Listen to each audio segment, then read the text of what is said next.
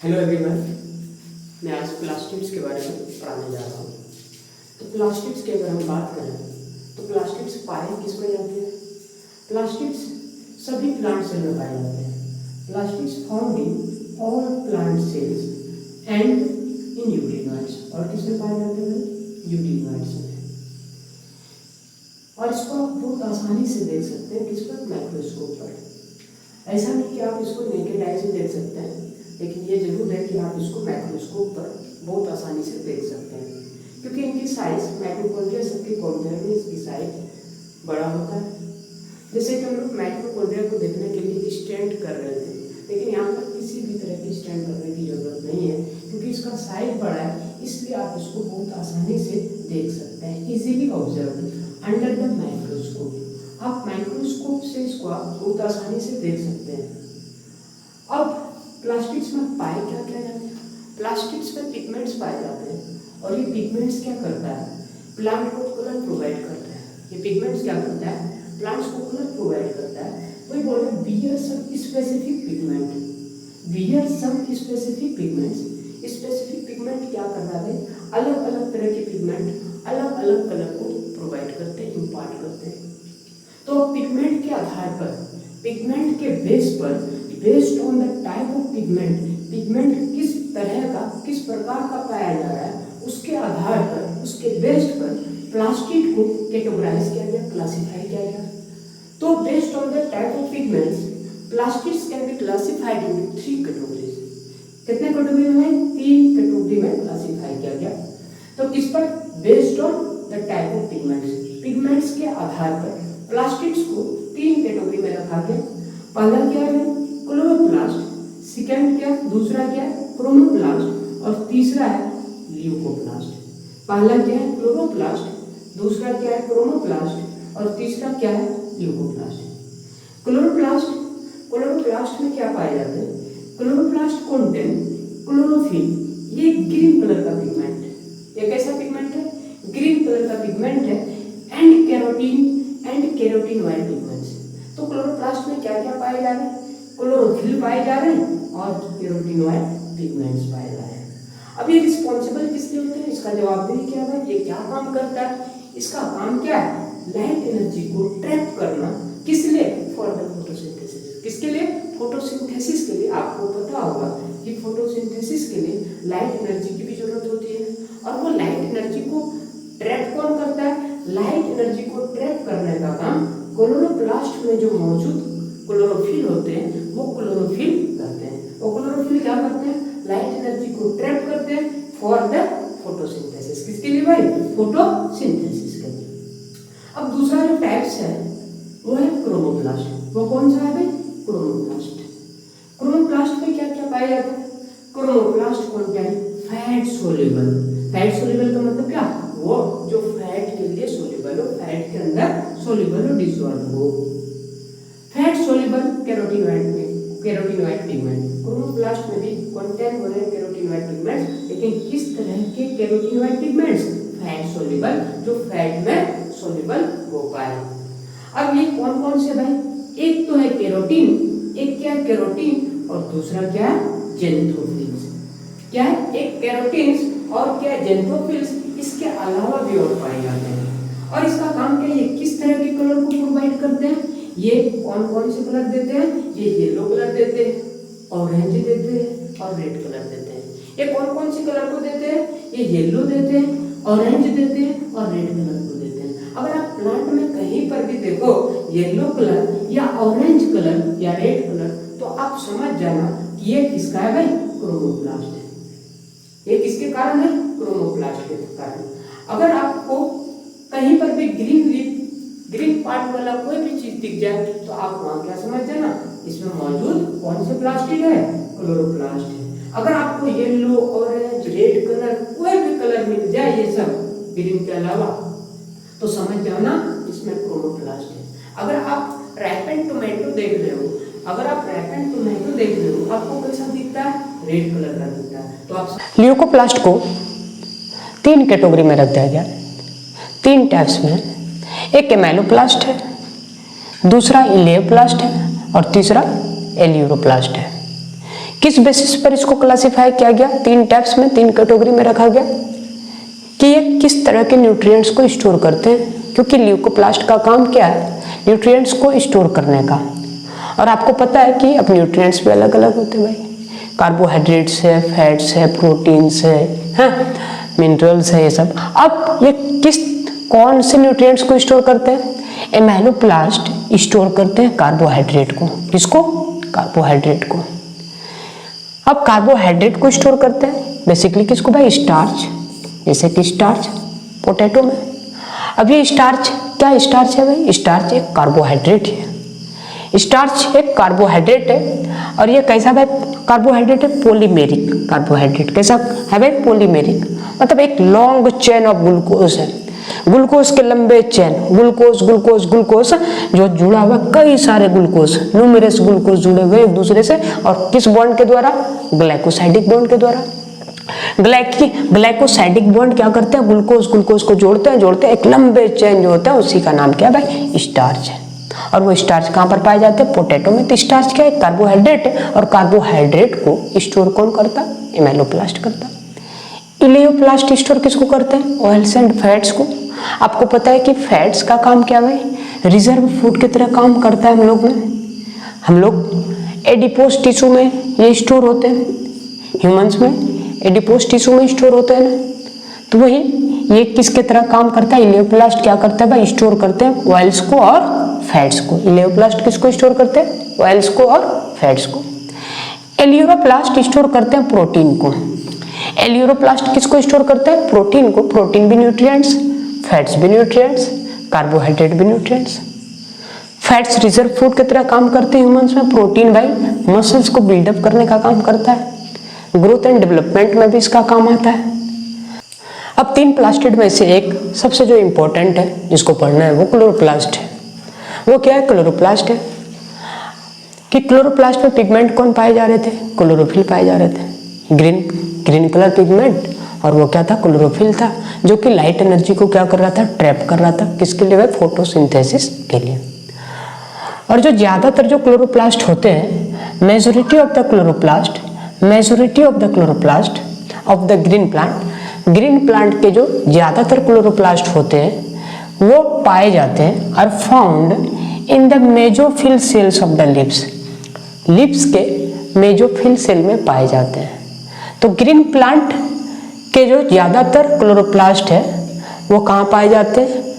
Lips के mesophyll cell में पाए जाते हैं। अगर हम क्लोरोप्लास्ट की शेप की बात करें तो शेप इसका लेंस शेप्ड का भी हो सकता है, ओवल भी हो सकता है, स्फेरिकल, डिस्क्वाइड और इवन रिबन लाइक, यहाँ तक कि ये रिबन लाइक का भी हो सकता है। तो हम देख रहे हैं कि शेप अलग अलग तरह के दिखाई दे रहे हैं, शेप वेरी करते हैं इसमें। शेप ये लेंस शेप्ड का भी हो सकता है, ओवल का भी हो सकता है, स्फेरिकल का भी हो सकता है, डिस्क्वाइड और इवन रिबन लाइक। साइज भी इसका वेरी करता है, अलग अलग होते हैं साइज भी वेरी करते हैं। अगर हम लेंथ की बात करें तो लेंथ किसी का लेंथ 5 माइक्रोमीटर होगा, तो 5 माइक्रोमीटर से चलते चलते 10 माइक्रोमीटर तक भी हो सकते हैं। मतलब 5 to 10 माइक्रोमीटर तक के बीच में इनकी लेंथ होते हैं, किसी का 5, किसी का कुछ, किसी का कुछ। तो इसका मतलब इनमें लेंथ भी वेरी कर रहे हैं। विथ कहाँ से हो सकता है? 2 to 4 माइक्रोमीटर। तो इसका मतलब ये हुआ कि इनके साइज सेम नहीं है, इनके साइज में वेरी हो रही है, इनके साइज अलग अलग होते हैं। तो नंबर भी इनके वेरी करते हैं, क्लोरोप्लास्ट के नंबर भी वेरी करते हैं। क्लेमिडोमोनास में एक पाए जाते हैं, 1 per cell ऑफ द क्लेमिडोमोनास, जबकि कहीं कहीं पर 20 to 40 पर सेल, प्रत्येक सेल में 20 से 40 क्लोरोप्लास्ट आपको देखने को मिल सकते हैं। जैसे कि ग्रीन एल्गा के मेसोफिल सेल में आपको 20 to 40 सेल मिल सकता है। किसका? क्लोरोप्लास्ट का। 20 to 40 क्लोरोप्लास्ट एक सेल में मिल सकता है। कहाँ? In the mesophyll of the green alga. ये भी सेल माइटोकॉन्ड्रिया की तरह डबल मेम्ब्रेन होते हैं। डबल मेम्ब्रेन बॉन्ड ऑर्गेनेल्स, जिस तरह से हमने पढ़ा था माइटोकॉन्ड्रिया में, वो भी डबल मेम्ब्रेनस थे। इसी तरह सेम क्लोरोप्लास्ट भी डबल मेम्ब्रेनस बॉन्ड ऑर्गेनेल होते हैं। अगर क्लोरोप्लास्ट की स्ट्रक्चर की बात करें तब आइए अब क्लोरोप्लास्ट की स्ट्रक्चर को बनाते हैं। क्लोरोप्लास्ट की स्ट्रक्चर अगर हम देख रहे हैं, क्लोरोप्लास्ट के स्ट्रक्चर में हमको क्या क्या देखने को मिल रहा है। सबसे पहली बात हम क्या बताएं कि ये भी माइटोकॉन्ड्रिया की तरह डबल मेम्ब्रेनस होते हैं। इसमें भी डबल मेम्ब्रेन आपको दिखाई दे रहे हैं। ये आपका आउटर मेम्ब्रेन, ये आपका इनर मेम्ब्रेन, जिस तरह से हम लोग माइटोकॉन्ड्रिया में देखे थे। तो ये आपका क्या है, आउटर मेम्ब्रेन है, और ये आपका इनर मेम्ब्रेन है। रिलेटिवली इनर मेम्ब्रेन जो होते हैं, रिलेटिवली इनर मेम्ब्रेन जो होते हैं आउटर मेम्ब्रेन से कम परमेबल होते हैं। मतलब आउटर मेम्ब्रेन से अगर कंपेयर किया जाए तो इनर मेम्ब्रेन लेस परमेबल होते हैं, कम परमेबल होते हैं। और इसके अंदर जो इनर मेम्ब्रेन के अंदर जो पूरा का पूरा स्पेस है, इसको हम क्या बोलते हैं, स्ट्रोमा बोलते हैं। क्या बोलते हैं, स्ट्रोमा बोलते हैं। अब इस स्ट्रोमा के अंदर में हमको क्या क्या देखने को मिल रहा है। यहाँ पर अगर आप देख रहे हैं, ये आपका ग्रेनम है, ये आपका ग्रेनम, सिंगुलर ग्रेनम होता है और प्लूरल। अगर ये एक पूरा का पूरा जो सेट है, या ग्रेनम इसको बोलते हैं। अगर ये पूरे के पूरे सेट एक से ज्यादा है तो इसको फिर हम ग्रेना बोलते हैं। और ये ग्रेनम भी किससे अरेंज है, थैलाक्वाइड से अरेंज है। इस ग्रेनम में भी आपको किसका अरेंजमेंट देखने को मिलेगा, थैलाक्वाइड से। जैसे कि थैलाक्वाइड्स के ऊपर थैलाक्वाइड्स, जिस तरह स्टेक लाइक स्ट्रक्चर यहाँ पर देखने को मिलेगा, क्वाइंस की तरह एक के ऊपर एक, एक के ऊपर एक, इस तरह से। तो थैलाक्वाइड्स के ऊपर थैलाक्वाइड, इसके ऊपर इसके, और इस तरह से ग्रेनम बन रहे हैं। और प्लूरल को हम ग्रेनम को प्लूरल में क्या बोलते हैं, ग्रेना बोलते हैं। और दो ग्रेनम के बीच जो दो ग्रेनम को जो कनेक्ट कर रहा है, इस कनेक्टिंग का नाम क्या भाई, स्ट्रोमा लेमिलिया। ये फ्लैट होते हैं भाई, फ्लैट ट्यूबुलर स्ट्रक्चर होते हैं, फ्लैट ट्यूबुलर स्ट्रक्चर होते हैं। और स्ट्रोमा लेमिलिया का काम क्या है, दो ग्रेनम को कनेक्ट करने का, दो ग्रेनम को कनेक्ट करने का। उसके बाद स्ट्रोमा देख लिए, थैलाक्वाइड्स, ये आपका थैलाक्वाइड्स है भाई। और थैलाक्वाइड्स कैसे होते हैं भाई, फ्लैट एंड होते हैं, फ्लैट शेप में होते हैं, और मेम्ब्रेनस सेक होते हैं। मतलब क्या, इसके बीच में ये स्पेस है, इसके अंदर क्या स्पेस है। और ये जो स्पेस है, इस स्पेस का नाम क्या है, ल्यूमेन है। क्या है, ल्यूमेन। ल्यूमेन क्या है, एक इनक्लोज्ड स्पेस है। क्या है, एक इनक्लोज्ड स्पेस है। किसके द्वारा भाई, थैलाक्वाइड के मेम्ब्रेन के द्वारा। और इसी थैलाक्वाइड में क्लोरोफिल पाए जाते हैं। इसी थैलाक्वाइड में क्या पाए जाते हैं, क्लोरोफिल पाए जाते हैं। तो ये आपका स्ट्रक्चर है क्लोरोप्लास्ट का, जिस तरह से हमने माइटोकॉन्ड्रिया में पढ़ा था, डबल मेम्ब्रेनस होते हैं। हाँ, और यहाँ पर आपको इस स्ट्रक्चर में और क्या क्या आपको देखने मिलेंगे, the stroma contains enzymes required for the synthesis of carbohydrates and proteins। क्या बोल रहे हैं कि स्ट्रोमा में और भी क्या पाए जाते हैं, स्ट्रोमा के अंदर में आपको एंजाइम्स मिलेंगे। स्ट्रोमा में क्या पाए जाते हैं, एंजाइम्स पाए जाते हैं। और वो एंजाइम्स जिसकी जरूरत होती है किस चीज़ की सिंथेसिस के लिए, कार्बोहाइड्रेट और प्रोटीन की सिंथेसिस के लिए जरूरत होती है। तो स्ट्रोमा के अंदर में वो एंजाइम पाए जाते हैं, स्ट्रोमा के अंदर में वो एंजाइम पाए जाते हैं जो कार्बोहाइड्रेट और प्रोटीन की सिंथेसिस करता हो, जो कार्बोहाइड्रेट्स और प्रोटीन की सिंथेसिस करता हो। इसमें और भी क्या पाए जाते हैं, इट ऑल्सो कंटेन्स, क्लोरोप्लास्ट में आपको और भी आपको क्या मिलेंगे, क्लोरोप्लास्ट में आपको small double standard circular DNA मिलेंगे। जिस तरह आपको माइटोकॉन्ड्रिया में मिला था, सेम इसी तरह आपको क्लोरोप्लास्ट में भी एक छोटे डबल स्टैंडर्ड सर्कुलर डीएनए देखने को मिलेंगे।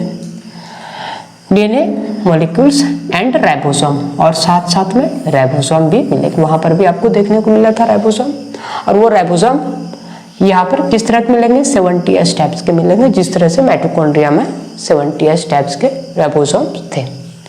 और क्या, तो इस क्लोरोप्लास्ट में भी स्मॉल डबल स्ट्रैंडेड, स्ट्रैंडेड के साथ डबल स्ट्रैंड का, और वो भी डीएनए के साथ सर्कुलर डीएनए मिलेंगे, और साथ में राइबोसोम वो भी 70S टाइप का। क्लोरोफिल क्या एक पिगमेंट है, और ये क्लोरोफिल पिगमेंट कहाँ पर पाए जाते हैं? क्लोरोप्लास्ट में। और क्लोरोप्लास्ट में कौन सी जगह पर? क्लोरोप्लास्ट के अंदर जो ग्रेना है उस ग्रेना के थैलाकोइड्स में आपको देखने को मिलेंगे। Chlorophyll pigments are present in the thylakoids. कहाँ पर मिलेंगे? थैलाकोइड्स में।